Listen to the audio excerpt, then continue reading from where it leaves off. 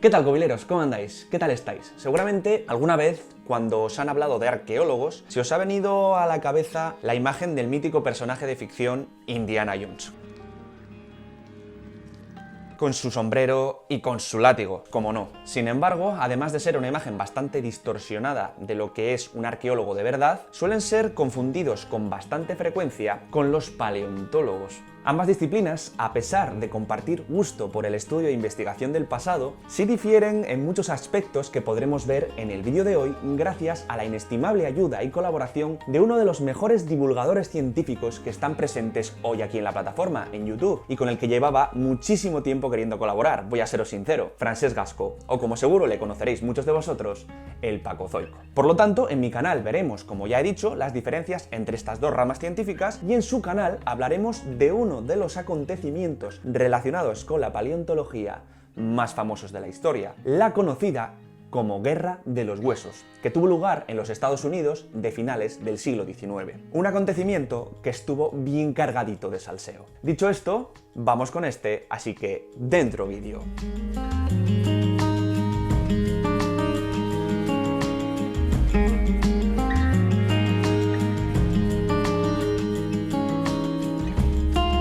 Bien, para comenzar, quizás es preciso determinar qué es exactamente la arqueología, ¿verdad? Pues bien, una definición sencilla de lo que es la arqueología podría ser la que afirma que es la ciencia comparativa que trata de reconstruir el pasado de la humanidad a través de la búsqueda, análisis, interpretación y estudio de sus propios restos materiales, valiéndose para ello de otras disciplinas auxiliares como es el caso de la propia historia, la filología o la paleografía. Hay que decir que estos restos materiales constituyen la principal fuente de datos a partir de la cual el arqueólogo o arqueóloga desarrolla su tarea de reconstruir el pasado y por extensión el origen de la humanidad. Cabe señalar, lógicamente, que la cantidad y la calidad de la información que pueden proporcionar estos restos materiales está estrechamente relacionada, como resulta bastante lógico, con su estado de conservación y sobre todo la no alteración previa de su entorno. Vamos, que si han sido manipulados de alguna forma o trasladados de manera intencionada, la calidad y la capacidad de informar se pierde sustancialmente. En este sentido, el descubrimiento e investigación de los restos gira en torno al denominado trabajo de campo, que se divide en dos grandes líneas de actuación: la prospección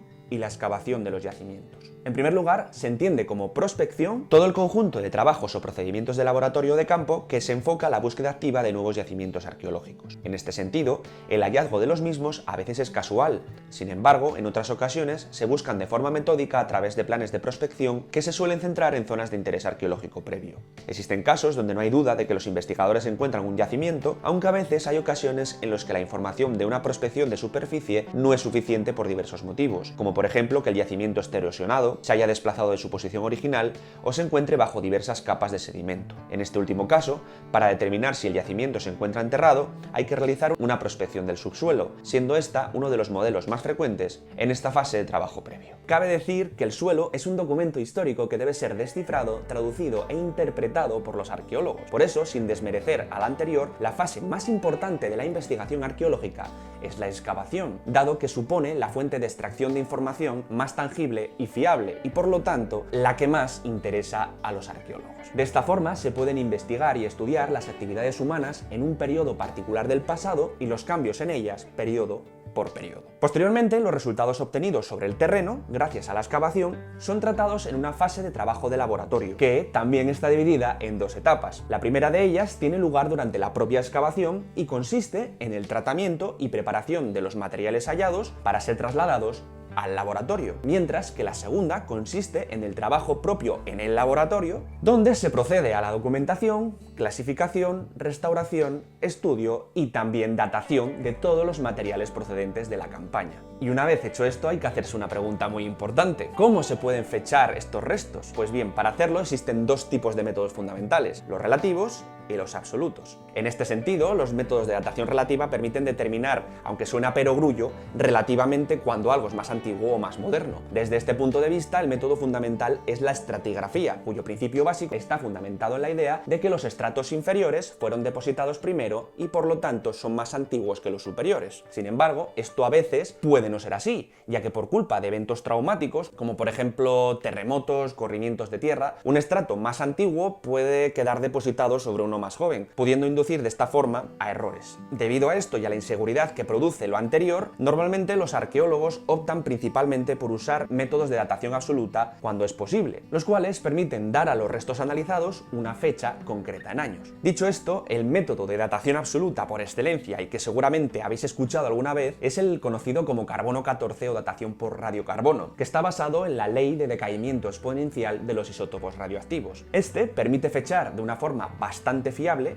la materia orgánica que aparece en los yacimientos arqueológicos, como por ejemplo huesos, madera o incluso coprolitos, que para quien no lo sepa es caca fosilizada. Con antigüedades, eso sí, no superiores a los 45.000, 50.000 años. Es decir, que si en alguna peli veis, como me ha pasado a mí, cómo datan algo que tiene millones de años usando esta técnica, os lo puedo asegurar, es una cagada monumental. Por otro lado, otro método de datación absoluta es la dendrocronología, que se basa en el crecimiento anual del grosor del tronco de los árboles y su variabilidad en función de las incidencias climáticas, como puede ser la temperatura y la humedad de cada año. Otro, de aplicación más contemporánea, es el conocido como método potasio-argón, que ha sido usado especialmente por los geólogos para datar rocas volcánicas de millones de años de antigüedad, y que, como curiosidad, hay que decir que es una de las técnicas más adecuadas y más usadas en el proceso de datación de los más antiguos yacimientos arqueológicos encontrados, como por ejemplo en los que se han hallado restos humanos de las primeras especies de homínidos en África. Además de los anteriores, existen otros muchos métodos de datación, como por ejemplo los que se basan en los isótopos de hidrógeno, de flúor, de obsidiana, u otros como la conocida como datación por termoluminiscencia, los cuales están encabezando una auténtica revolución para la investigación arqueológica hoy en día. Y una vez explicado a grandes rasgos qué es la arqueología, es el turno de precisar qué es exactamente la paleontología. Por lo tanto, Paco, todo tuyo. Gracias, Peter. Pues voy a copiarte un poquito y vamos a empezar por la propia definición. ¿Qué narices es esto de la paleontología? Etimológicamente significa estudio de los seres antiguos, y por ahí van los tiros. Se trata de la ciencia que estudia los seres vivos que vivieron en el pasado mediante los fósiles. Y ya está. Así de simple. El objeto de estudio de la paleontología, aquello que estudiamos los paleontólogos y que es clave en la definición de esta ciencia, son los fósiles. De ahí que tengamos que preguntarnos qué son exactamente los fósiles, y así es como podremos diferenciar claramente la arqueología de la paleontología. Los fósiles no son más que restos de seres vivos del pasado, restos directos o indirectos que nos han llegado a nosotros formando parte de las rocas sedimentarias. Y como tal, al llegarnos formando parte de las rocas sedimentarias, han sufrido la misma diagénesis que los sedimentos en los que quedaron enterrados. Y de ahí que se hable popularmente de restos petrificados. En primer lugar, hemos dicho que son restos de seres vivos, con lo cual solo podemos considerar fósiles a objetos que de algún modo tienen un origen orgánico. En segundo lugar, hemos dicho que pueden ser tanto restos directos como indirectos. ¿Qué significa esto?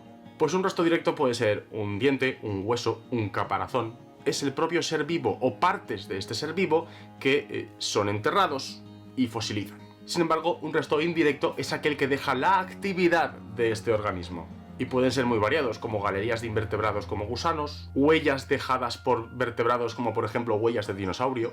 Como en paleontología estudiamos restos de seres vivos, así en general, abarcamos un espacio de tiempo brutal, muy amplio. Podríamos hilar muy fino y decir que abarcamos desde los primeros indicios de actividad orgánica por parte de bacterias hace como 3.000 millones de años, pero sí, la mayoría de paleontólogos trabajamos con fósiles un poquito más recientes, 500 millones de años en adelante. Y sí, este es como el límite lejano en el tiempo, en la noche de los tiempos, pero ¿cuál es el límite cercano? ¿Cuáles son los fósiles más recientes que estudiamos en paleontología? Bien, respecto a este límite más cercano en el tiempo, ha sido un poco más arbitrario, se ha decidido de esta manera. Y es que no se suele considerar fósil como un resto orgánico que tenga menos de 10.000 años, que coincide más o menos con el final de la última glaciación. ¿Qué hay del trabajo de campo en paleontología? Pues igual que en arqueología también consta de prospección y excavación. Llamamos prospecciones a los trabajos sobre el terreno, los trabajos de campo, que consisten en la búsqueda activa de nuevos yacimientos. ¿Y cómo hacemos esto? Pues gracias a que nuestros colegas los geólogos ya se han ocupado de mapear la superficie terrestre con todos los afloramientos de rocas,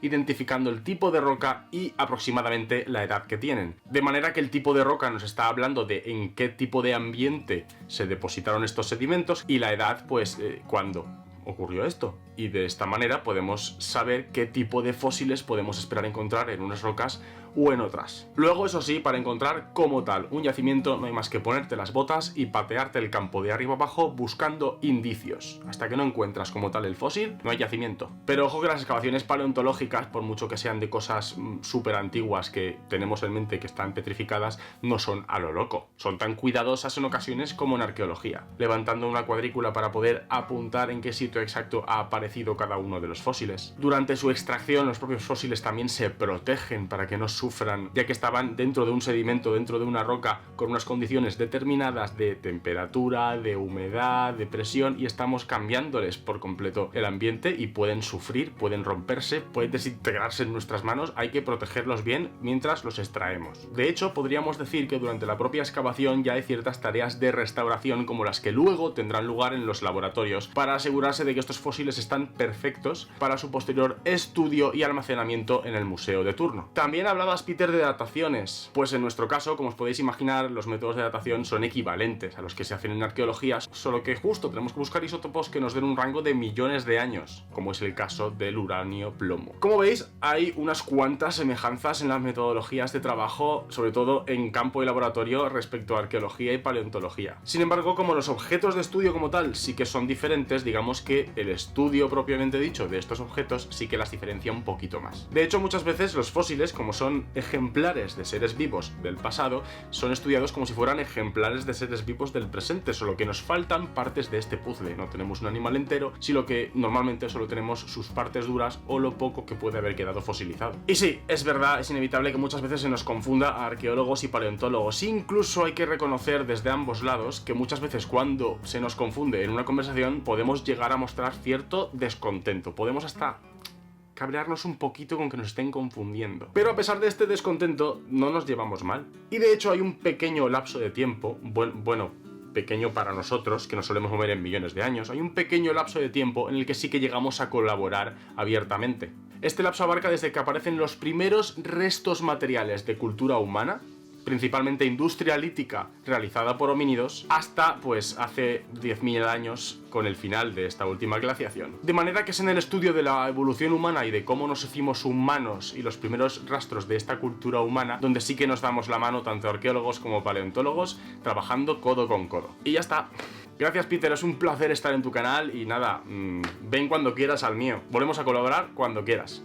Hasta luego. Pues sí, como bien os ha explicado Paco, ahora sí que queda más que claro que aunque parecidas, arqueología y paleontología no son lo mismo, pero sí que son disciplinas que en muchísimas ocasiones colaboran entre ellas, como hemos hecho hoy Paco y yo, para aportar así más luz a los secretos que aún guarda nuestro increíble pasado. Llegados a este punto, tenéis el cajón de comentarios para aportar vuestras opiniones, dejar datos adicionales o preguntar dudas que os hayan podido surgir. Paco y yo estamos encantados de leeros y, si es posible, resolver vuestras inquietudes. Si os ha molado esta pedazo de colaboración, pues ya sabéis, demostrádmelo con vuestro like y compartiéndolo en vuestras redes sociales. Ahora me toca recordaros que vayáis muy rápido al canal de Paco, os suscribáis porque crea un contenido súper bueno y sobre todo para que veáis el pedazo de vídeo que hemos hecho allí, hablando, como ya os he dicho al principio, sobre la famosa Guerra de los Huesos, con la que os aseguro vais a flipar bastante. Os dejo por aquí arriba el link para que os sea más cómodo llegar. Recordaros también que me sigáis en mis otras redes sociales, tanto Twitter como Instagram, donde suelo estar bastante activo casi todos los días y donde suelo contestar con bastante rapidez. Dicho esto, me despido de todos vosotros una vez más. Gracias por ver este vídeo, cuidaos mucho,